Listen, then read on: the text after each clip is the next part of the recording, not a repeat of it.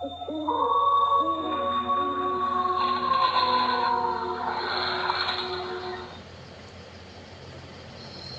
का समय था।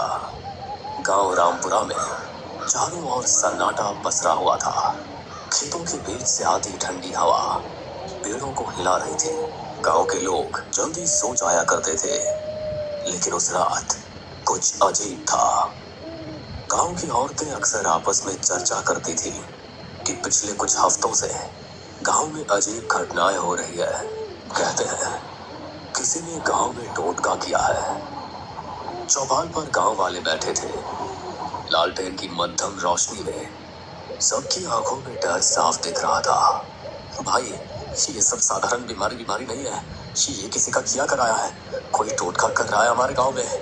हाँ, कल रात मैंने खुद देखा था। पीपल के पेड़ के नीचे कोई औरत काले कपड़ों में कुछ बिखेर रही थी। अरे ये तो बड़ा अशुभ है। टोटके का असर पूरे गांव पर पड़ेगा। देखो भाइयों, टोटका बहुत खतरनाक होता है। इससे इंसान की आत्मा तक को बांध लिया जाता है। हमें ये पता लगाना होगा कि ये कौन कर रहा है।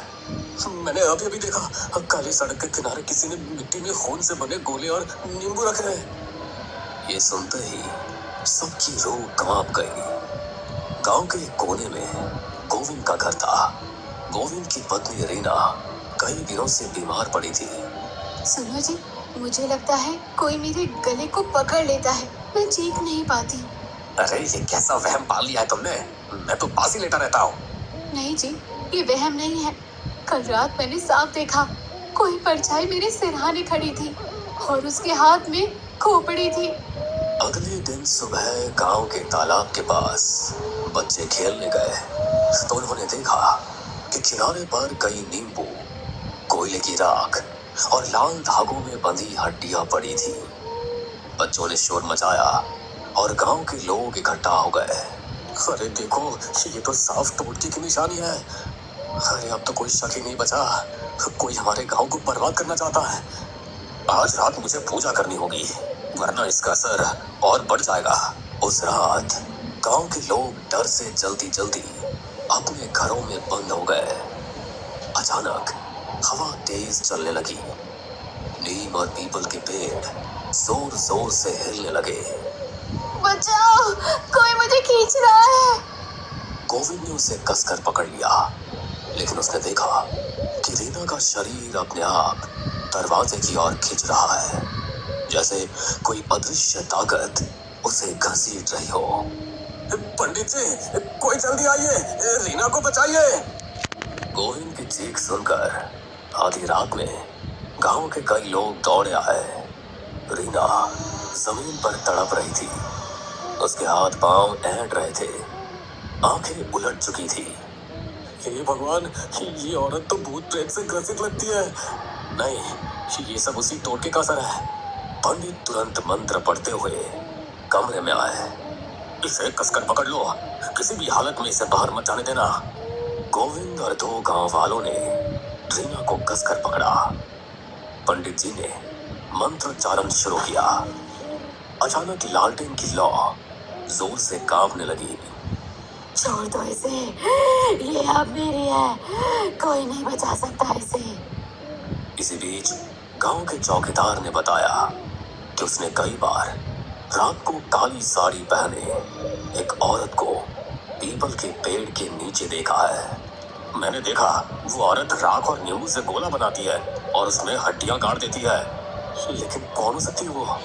सुना है पास वाले गांव की जंगली चाची तुमने टुकड़ी कर दी है। कहीं वही तो नहीं? हो सकता है, लेकिन बिना सबूत किसी पर इल्जाम मत लगाओ। हमें खुद जाकर देखना होगा। उस रात पंडित जी, गोविंद, रामलाल और गफूर, चार लोग लालटेन लेकर पीपल के पेड़ की ओर निकले। हवा में अजीब सी गंध थी, जैसे किसी ने जानवर की बलि दी हो। पेड़ के नीचे पहुंचते ही सबके कदम रुक गए। जमीन पर राख, नींबू और खून से बनी आकृतियां पड़ी थी और बासी मिट्टी में गड़ी एक मिट्टी की गुड़िया मिली, जिसमें रीना का नाम लिखा हुआ था। ये तो मेरी बीवी का नाम है। अब साफ हो गया, किसी ने रीना पर टोटका किया है। अचानक पास की झाड़ियों से सरसराहट हुई। सबने देखा, काली साड़ी पहने एक औरत झुककर कुछ बुदबुदा रही थी। उसके हाथ में एक मिट्टी का घड़ा था। वही है, वही औरत। वो औरत फटाफट अंधेरे में गायब हो गई। अगली सुबह गांव में ये खबर फैल गई। ये टोटका अगर बढ़ गया तो पूरा गांव तबाह हो जाएगा। हमें उस औरत को पकड़ना होगा बेटा, लेकिन ये काम उतना आसान नहीं है। इधर रीना की हालत और बिगड़ गई। वो कई बार अपने आप घर से बाहर निकलने लगती, जैसे कोई अदृश्य ताकत उसे बुला रही हो। उस रात श्यामू ने बताया कि उसने तालाब किनारे उस औरत को देखा। उसकी हंसी सुनकर मेरी आत्मा कांप गई।